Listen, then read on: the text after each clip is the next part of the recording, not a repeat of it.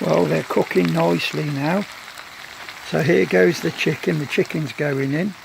Nice chicken breast.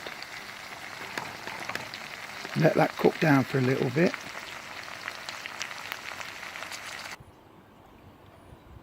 Right, I just had to change containers because my wok was too small.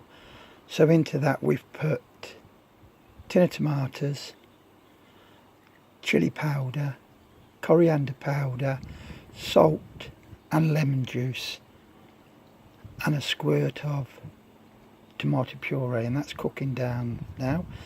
And then I will put my base sauce into it, which is a cup and a half watered down, and finish off with my bell peppers